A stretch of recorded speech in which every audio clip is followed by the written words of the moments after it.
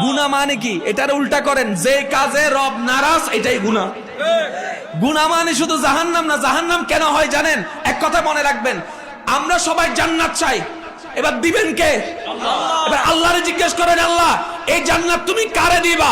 রব এক কথাই বলবে, যে আমারে খুশি করতে পারবে জান্নাত তার জন্য।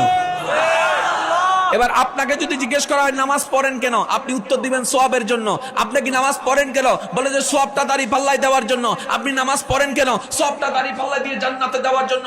আমি এই কথার দ্বিমত করি না, কিন্তু আশিক হিসাবে আজকে এতটুকু বলবেন, আমি নামাজ পড়ি আমার মওলাকে খুশি করার জন্য, আমি রোজা রাখি আমার মওলাকে খুশি করার জন্য, আমি ক্ষুধার্ত কষ্ট পাই আমার মওলাকে খুশি করার জন্য, আমি তাহাজ্জুদে দাঁড়ায় যাচ্ছি আমার রবকে খুশি করার জন্য, আমি তৃষ্ণার্ত থাকছি রমজানে আমার রবকে খুশি করার জন্য, আমার টাকা করে হজে চলে যাচ্ছি, লাব্বাইক আল্লাহুম্মা লাব্বাইক, লাব্বাইক লা শারীকা লাক লাব্বাইক, ইন্নাল হামদা ওয়ান নি'মাতা লাকা ওয়াল মুলক লা শারীকা লাক লাব্বাইক বলছি আমার রবকে খুশি করার জন্য। আরাফাত ময়দানে থাকছি রবকে খুশি করার জন্য, মুজদালিফায় এরকম ছাড়ছি উদান গায়ে, আল্লাহ রব তোমাকে খুশি করার জন্য। আমাদের প্রত্যেকটা কাজ হবে রবকে খুশি করার জন্য। উনি খুশি হইয়া গেলে অটোমেটিক এটা সওয়াব হইয়া যাইব। আর একটু জোরে বলেন না। বুঝবেন জিনিসটা। আপনারা আমার সাথে দ্বিমত করলে করতে পারেন, কিন্তু ইশক দিয়ে যদি বিবেচনা করেন আপনার ঈমানও বলবে হ্যাঁ यही तो वही রাস্তা है। জোর সে কাহো नहीं यार সুবহানাল্লাহ। এবার বলেন আপনাদের চাওয়া কোথায় যাওয়া? জোরে কর না কোথায়? আরো জোরে বলেন। দিতে পারবেন কে? আল্লাহ শর্ত দিয়েছে কি আমারে যে খুশি করতে পারবে। এবার নামাজ মানে কি জানেন? ওনাকে খুশি করার একটা বাহানা। রোজা মানে কি জানেন? ওনাকে খুশি করার একটা বাহানা। হজ ওনাকে খুশি করার একটা বাহানা। যাকাত ওনাকে খুশি করার একটা বাহানা। হজ ওনাকে খুশি করার একটা বাহানা। মা বাবার পিছনে যে টাকা খরচ করতেছেন এটাও ওনারে খুশি করার বাহানা। আজকে থেকে এটা মনে করেন না আমি চালাই, আপনি এটা কইেন না, আপনি কইবেন যে মওলা তোমারে খুশি করার জন্য খাওয়াইতেছি। আর একটু জোরে বলেন না। এবার আপনি চেয়ারে বসে আছেন, একজন মুরব্বী আসছে, আপনার এখানে আর কোনো চেয়ার নাই, আপনি চেয়ার থেকে উঠে ওনাকে বসতে দিলেন। একজনে জিজ্ঞেস করে কিরে তোর দাদা নি? কয় না। নানা নি? না। চাচা নি? না। তুই বসতে দিলি কেন? চিনোস নি? কয় চিনি না। তো না চিনলে বসতে দিছস কেন? কয় চিনি তো। এখন কইলি চিনি না, আবার কস চিনি, ব্যাপারটা কি তা? বলে যে চিনি না রক্তের কোনো সম্পর্কে, একভাবে চিনি, আমার রবের বান্দা এসেছে। এই কথা তো জীবনে শুনি নাই। হ্যাঁ এটা আমার রবের বান্দা এসেছে। তো বসা থেকে দাঁড়িয়ে ওনাকে বসতে দিলি কেন?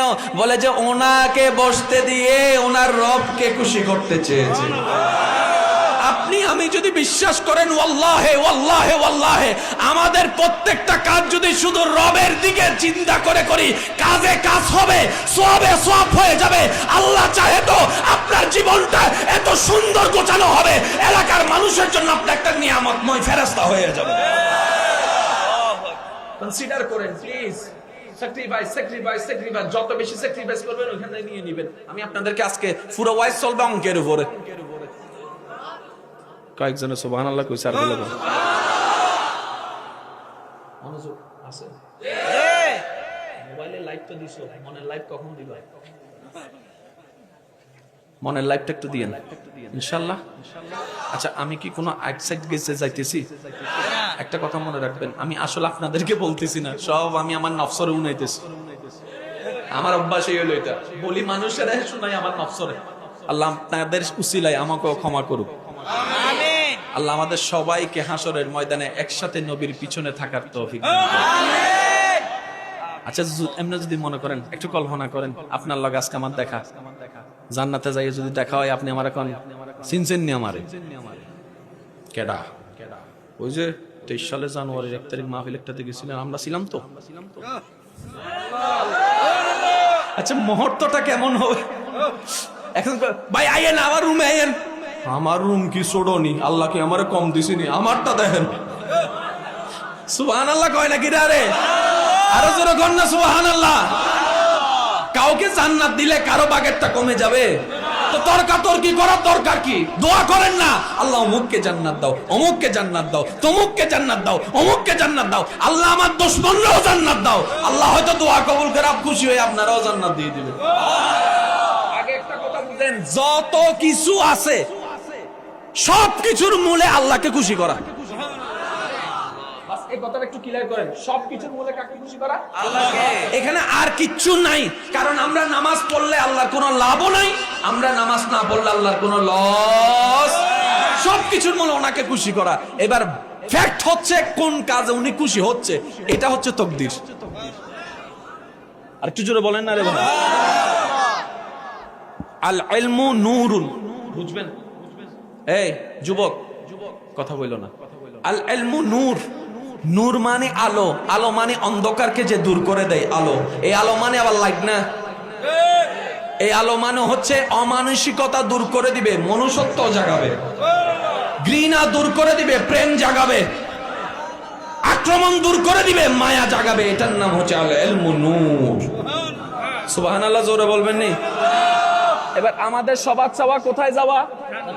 জোরে বলেন, কোথায় যাওয়া? দিবেন কে? শর্ত কি? আমারে যে খুশি করতে পারবি। এবার আসেন, আমি একটু আগে কি বলেছি? যদি আমরা জান্নাতে যেতে না পারি, আর কেউ জান্নাতে যাওয়ার সুযোগ নাই। ভাইয়া, আপনাকে কে ভালোবাসে একটু দেখেন না, এখন বুঝবেন।